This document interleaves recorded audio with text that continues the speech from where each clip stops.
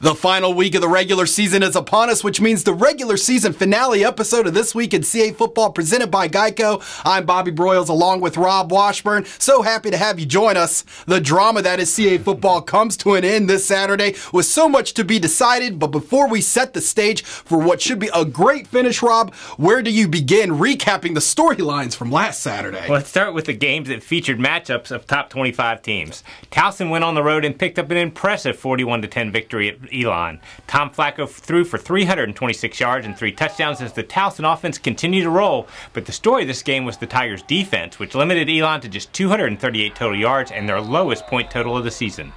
Stony Brook also turned in a big defensive effort in a 17-3 victory over Delaware that snapped the Blue Hens' 5-game winning streak. The Seawolves held the Blue Hens to 197 total yards, and Stony Brook's Long Island Express stayed on track as Donald Leatine rumbled for 170 yards, highlighted by a 33-yard scoring run that put the game away with 5 minutes remaining. James Madison got its offense rolling again in an important 48-31 triumph over Rhode Island. Quarterback Ben DiNucci responded from a rough outing in New Hampshire by accounting for 271 yards of total offense and 5 touchdowns. New Hampshire extended its winning streak to 3 by beating UAlbany 24-10. The Wildcats used 2 big plays, a 93-yard TD run by Carlos Washington and an interception in the end zone by Evan Horn to get past the Great Danes. Jimmy Laycock earned win number 249 in his legendary career as William & Mary went on the road and beat Villanova 24-17. The Tribe defense, led by Isaiah Laster's 2 interceptions, forced 4 critical turnovers in the game and turned them into points. Wrapping up the day, Maine took over sole possession of first place in CA football at 6-1 with a 28-9 win at Richmond. Chris Ferguson passed for 4 touchdowns in less than 3 quarters of action, which is more than enough cushion for a Black Hole defense that held the Spiders to only 29 yards rushing and no touchdowns until the final 2 minutes. That puts the Black Bears in control of their own destiny to capture the CA title, but should they slip up, 4 teams sit just 1 game behind. So it is that simple. If Maine wins, they are the outright champions. For the rest of the possible scenarios, visit cafootball.com, and good luck is all we have to say once you review all those scenarios. So let's get to the matchups. We begin at noon with the headliner in Orono as Maine will battle it out with Elon on Fox College Sports and Fox Sports Go. Like I just said, Rob, Maine controls their own destiny at this point, but it certainly won't be easy Saturday. Yeah, it definitely won't be, as this is a matchup of 2 high-quality physical teams who will both be highly motivated. Elon suffered its worst loss of the season to Towson last week and would like a victory to lock up a 2nd straight berth to the FCS playoffs. The Phoenix ran for over 200 yards last week as quarterback Jalen Green and running back Jalen Thomas both picked up 73 yards, but they threw for less than 40 yards for the 2nd week in a row, and that number has to improve, especially this week against the number 2 ranked rushing defense in the nation. The Phoenix defense was a little unlucky last week as some potential big plays didn't go their way, but they continue to do a great job rushing the passer, and they have 13 sacks over the past 2 weeks.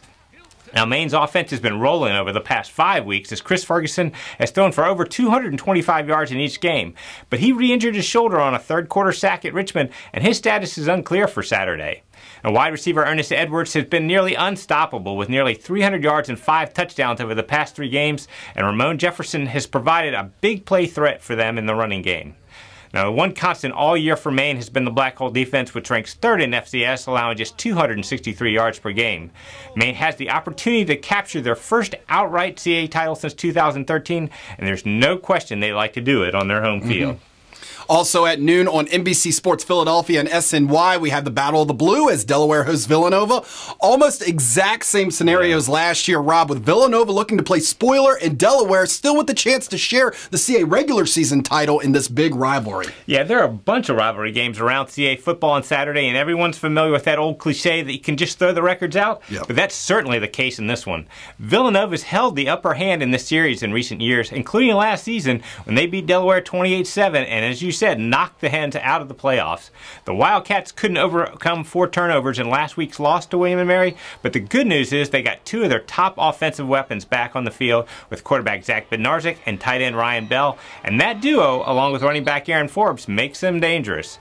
The Wildcats defense has been solid most of the year and held the Tribe to only 237 yards a week ago. Now, as you said, if getting revenge on their biggest rival is enough motivation, Delaware would lock up a playoff spot and possibly earn a share of the CA title with a victory on Saturday. The Blue Hens were unable to generate much offense in tough weather conditions at Stony Brook last week and will need a strong performance from quarterback Pat Kehoe and wideouts Joe Walker and Vinny Papali to complement their formidable running game. Defense has been a strength for the Hens all year long, and it'll be senior day for standout linebackers Troy Reeder and Charles Bell, as well as safety Nasir Adderley. Emotions will certainly be high in Newark on Saturday. Yes, they will. At 2 o'clock, it is our final CA football game of the week on collegesportslive.com. And, of course, it has to end with the top 25 matchup with Towson hosting James Madison. Enormous postseason implications on the line in this contest, Rob. Yeah, both of these teams are coming off huge wins last week that definitely enhanced their playoff resumes. And the winner of Saturday's contest could be in line for a national seed in a first-round bye, as well as a share of that conference title if Maine were to lose.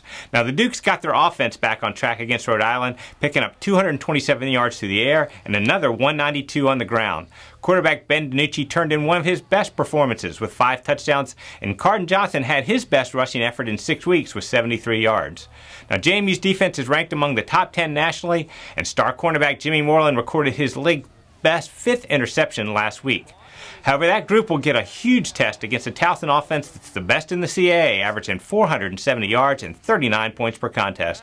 Quarterback Tom Flacco turned in his 5th 300-yard passing effort at Elon last week, and he's thrown multiple TD passes in 9 of the Tigers' 10 games. Shane Simpson is a weapon as a runner and receiver, and Jabari Allen's coming off his best outing of the year with 9 catches for 143 yards versus the Phoenix. Now, Towson's defense has played in the shadow of that offense all year, but that changed last Saturday as the unit held Elon to 238 yards and a season-low 10 points. These are 2 explosive, high-quality teams, and fans should be in for quite a treat on Saturday. Absolutely. At 3:30 on Fox College Sports, Fox Sports Go, and CA.TV, it is the battle for the Golden Apple Trophy with Albany hosting Stony Brook. Seawolves, another team in the mix for a share of the CAA regular season title. Yeah, Stony Brook's another team that took a big step towards a return trip to the playoffs by beating Delaware last Saturday. The Seawolves got back to what they do best as Donald Leontine and Jordan Gowans combined for 253 yards on the ground, and quarterback Joe Carbone completed nearly 70% of his passes for 178 yards as his top receiver, Donnie Washington, returned to the lineup.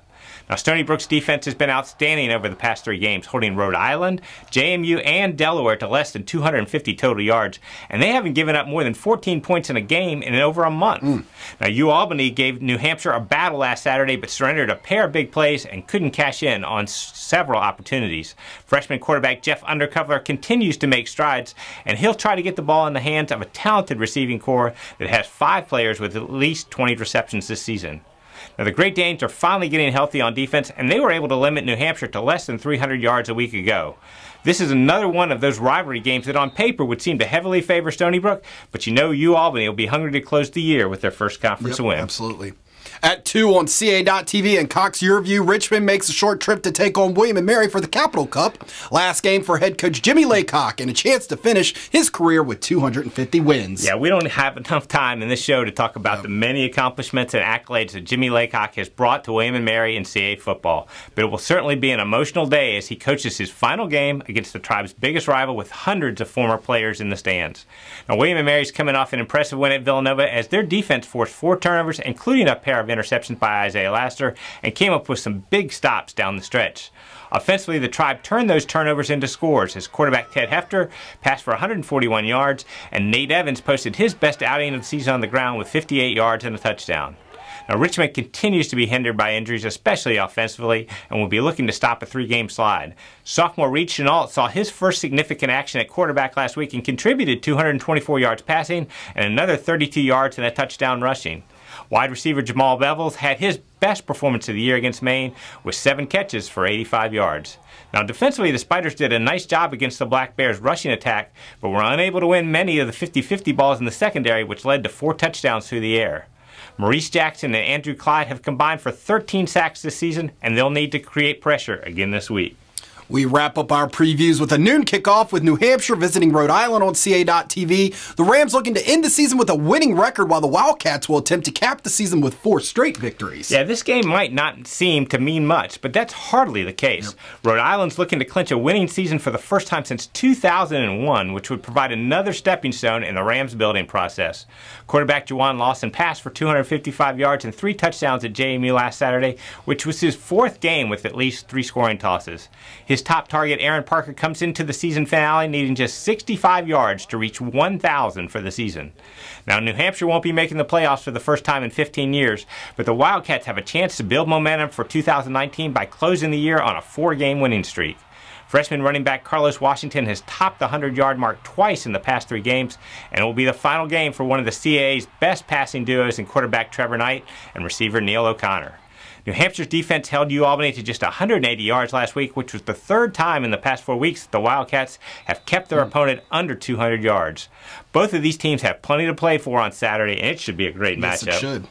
CASports.com/live scores is your source for live scoring and in-game live stats throughout this Saturday. Also remember to check in with us on later Saturday night with a complete wrap-up with our CA Football Rewind on CAFootball.com. Yeah, and you can continue to follow the league on our many social media platforms such as Facebook.com/CA Football and Twitter @CA Football using the hashtag CAFB. Tune in on Sunday afternoon, at 12:30 on ESPNU and ESPN3 for the 2018 NCAA FCS Selection Show and see who will represent the league in this year's postseason field. Hoping for some good news on Sunday, Rob. Yeah, CA football has been the top conference in FCS all season long, and we're hoping the league is recognized for its performance, with some experts predicting that history could be made. Yep. Follow all of our social media platforms for reaction as the field is revealed. That is it from us today. Enjoy the games, everyone.